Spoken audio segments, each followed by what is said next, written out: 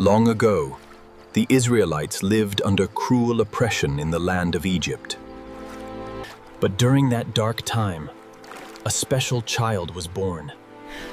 His name was Moses. One day, Pharaoh's daughter discovered the baby beside the Nile. She decided to take him into the palace and raise him as her own. The child, who was once in danger, became a child of the royal household. As Moses grew older, he saw the suffering of his people. He saw them working under cruel conditions. His heart could no longer ignore their pain. Moses left Egypt and fled into the wilderness. He began a completely different life. He thought his story was over. But God was not finished with him. One day, Moses saw something extraordinary.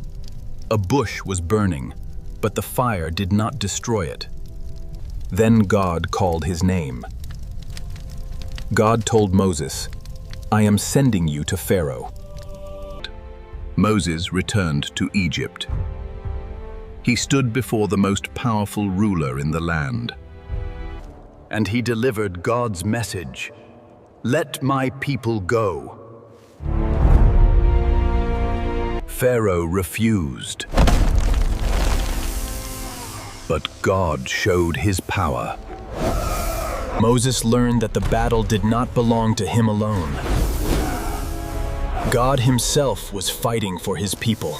After everything that happened, Pharaoh finally allowed the Israelites to leave. They walked out of Egypt. They were finally on their way to freedom. But danger was still behind them. In front of them was the Red Sea. Behind them was Pharaoh's army. The people were terrified. But Moses told them, "Do not be afraid. Stand firm and see the salvation of the Lord." Moses raised his staff. A powerful wind began to blow. The sea began to divide. A dry path appeared through the middle of the water. What was impossible for man became possible through God. The Israelites walked through the sea. Children looked up at the walls of water.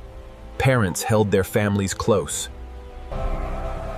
They knew they were witnessing a miracle they would never forget. When the Israelites reached the other side, the waters returned. Pharaoh's army could not overcome what God had protected. But Moses' journey did not end at the Red Sea. God called him to Mount Sinai. There, Moses received the commandments that would guide God's people. Moses was not a king. He was not the most powerful warrior in the world. But God used an ordinary man who was willing to do something extraordinary. Moses' story teaches us that God can use someone who feels unqualified. Moses was afraid. Moses doubted.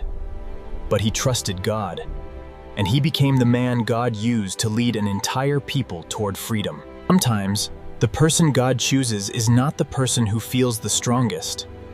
It is the person who is willing to trust him.